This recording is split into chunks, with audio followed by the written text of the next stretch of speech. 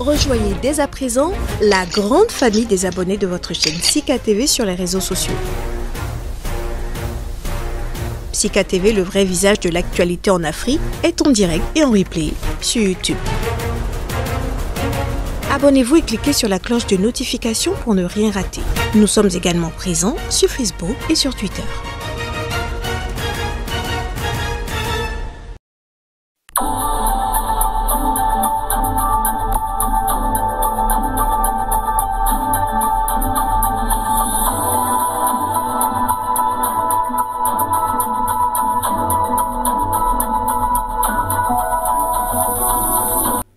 Bonjour à tous et bienvenue dans cette édition. Il sera essentiellement question d'économie. Au Nigeria, le gouvernement met en place un fonds de 600 millions de dollars de la Banque centrale du pays. L'objectif est de contribuer au développement de l'industrie gazière.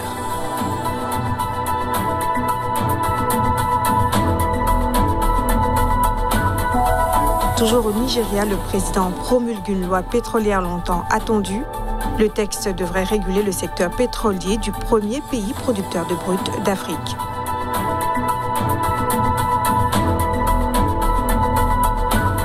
Légère croissance du PIB au Japon au deuxième trimestre, un résultat qui témoigne d'une certaine résilience de l'économie.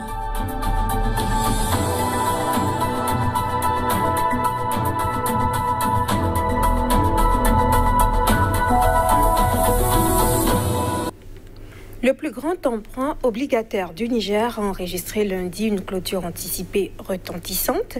Ouverte à la souscription le 16 août, l'opération initialement étalée jusqu'au 3 septembre a été souscrite à plus de 250% avec un carnet d'ordre affichant 367 milliards de francs CFA pour une offre de 150 milliards. La clôture anticipée a été annoncée aux environs de 15 heures, mais techniquement, selon le DG de la SGI Niger, l'emprunt a été souscrit en à peine une heure d'horloge. Le marché financier de l'UEMOA a ainsi exprimé toute sa confiance dans les orientations stratégiques du Niger, selon les autorités. Le président nigérian Muhammadu Buhari a promulgué lundi une loi attendue depuis de nombreuses années pour réguler le secteur pétrolier et gazier. Le premier pays producteur de brut d'Afrique veut attirer les investissements étrangers dans son industrie pétrolière mal en point. Précision.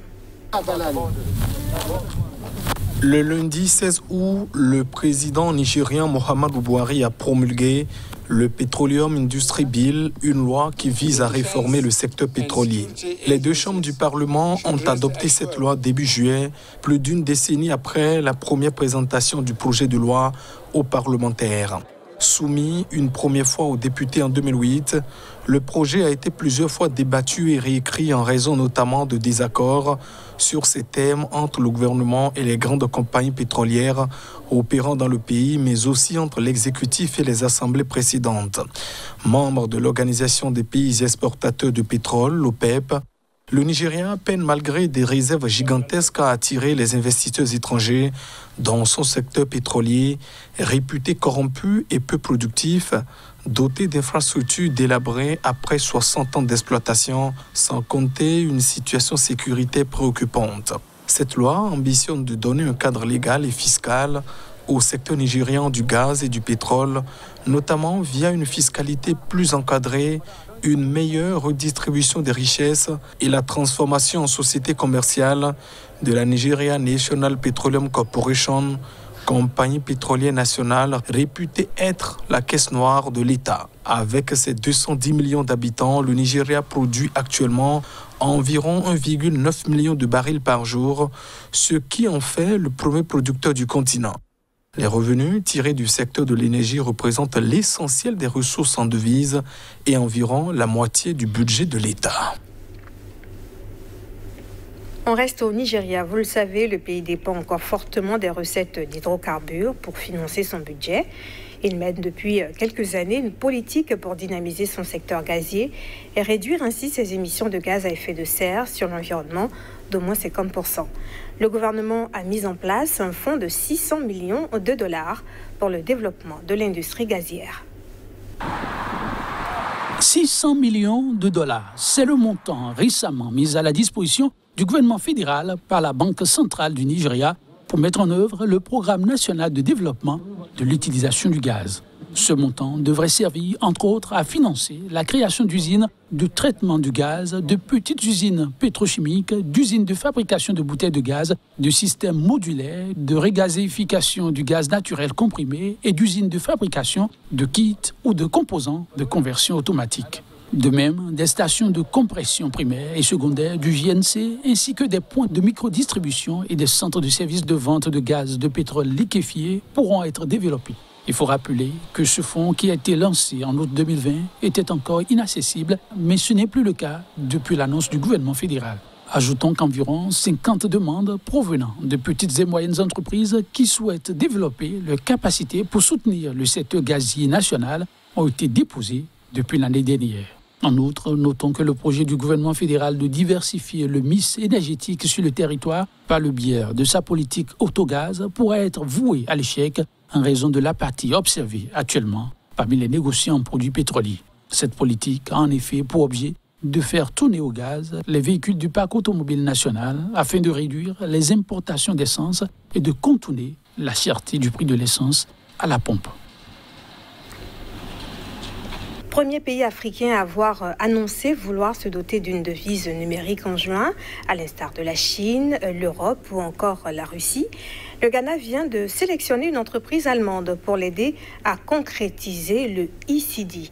L'avantage d'une e-devise est de permettre l'inclusion financière de ceux qui n'ont pas de compte bancaire, mais aussi de fluidifier les transferts d'argent. Pour les consommateurs ghanéens, la monnaie électronique va présenter des avantages certains. Mais elle sera calquée sur la devise officielle dont elle suivra fidèlement les évolutions de cours à la hausse comme à la baisse.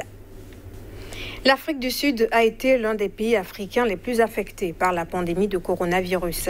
Si la crise sanitaire a conduit à un ralentissement général de l'économie de la nation arc-en-ciel, certains secteurs comme l'agriculture continuent d'afficher leur résilience. Précision. En Afrique du Sud, l'agriculture poursuit ses bonnes performances sur le marché international. Sur le second trimestre de l'année, le secteur agricole a enregistré un excédent commercial de 1,5 milliard de dollars, soit 40% de plus que l'année dernière à la même période. Cette nouvelle prouesse a été rendue possible grâce à des exportations agricoles vigoureuses en dépit des perturbations liées au coronavirus.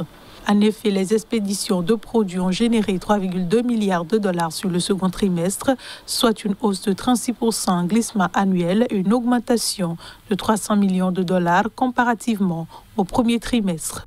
Ce dynamisme des expéditions du secteur a été porté essentiellement par les produits comme les agrumes, le maïs, le vin, l'ananas, le raisin et la laine. S'agissant des destinations, l'Afrique et l'Asie ont été les principaux débouchés en comptant respectivement pour 34% et 26% de la valeur totale des marchandises. Sur le premier semestre 2021, la nation arc-en-ciel aura exporté au total pour 6,1 milliards de dollars de produits agricoles. Si ce montant est en augmentation de 30% par rapport à 2020, de nombreux analystes estiment que le secteur pourrait encore afficher un meilleur résultat économique d'ici la fin de cette année. En 2020, l'Afrique du Sud a engrangé près de 12 milliards de dollars de recettes agricoles. Les indicateurs de l'activité touristique en Tunisie ont poursuivi leur tendance baissière, notamment pour les flux de touristes étrangers qui ont connu une baisse de 75,8% au cours du premier trimestre de 2021, contre moins 16,6% une année auparavant, selon la Banque centrale de Tunisie. Selon l'Institut d'émission tunisien, les indicateurs ont porté sur 258 500 visiteurs. Cette diminution a concerné les différentes nationalités, notamment les touristes européens, moins 80,9% contre moins 29,6% en 2020, à l'instar des Français, des Anglais et des Allemands. De même, pour les touristes maghrébins, ils ont baissé de 75,4% contre moins 12,7% en 2020, en particulier pour les Algériens et les Libyens.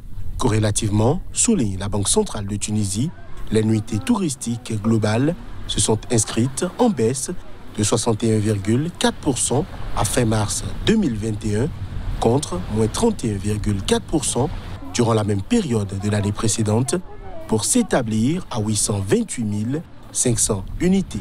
Parallèlement, les recettes touristiques ont accusé un repli de 59,9% durant les 3 premiers mois de l'année 2021 contre plus 4,7% au cours de la même période de 2020, atteignant 372,4 millions de dinars. Qui dit touristes, dit transport aérien. Sur ce point, l'Institut indique que le trafic aérien de passagers a accusé en mars 2021 un repli de 49,1% en glissement annuel contre moins 59,9% au cours du même mois une année auparavant, et ce, en relation avec la résurgence d'une troisième vague du Covid-19. Au cours du premier trimestre de 2021, le nombre de passagers a diminué de 71,4% contre moins 21,7% un an plus tôt pour atteindre environ 450 000 passagers. De l'Afrique, nous nous rendons en Asie. Le produit intérieur brut nippon a progressé de 0,3% sur la période avril-juin par rapport au trimestre précédent, selon des données préliminaires officielles publiées lundi.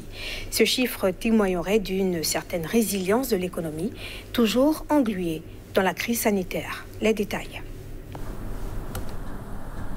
La légère croissance, plus à 0,1%, permet d'éviter une retombée en récession de la troisième économie mondiale, définie par une contraction du produit intérieur brut sur au moins 2 trimestres d'affilée après une baisse de 0,9% au premier trimestre. L'économie japonaise a surtout été soutenue par un rebond au deuxième trimestre de la consommation des ménages, plus 0,9%, et des investissements non résidentiels des entreprises, plus 1,7%, malgré les mesures de restriction mises en place face à la pandémie de Covid-19. La hausse de 2,9% des exportations a, quant à elle, été contrebalancée par un bond de 5,1% des importations, mais cette tendance devrait s'estomper au second semestre, alors que les consommateurs délaisseront les biens matériels pour se tourner à nouveau vers les services à mesure que les restrictions seront levées. La demande publique, qui avait progressé en 2020 sous l'impact des plans de relance, a stagné à plus 0,1% après avoir fortement baissé entre janvier et mars.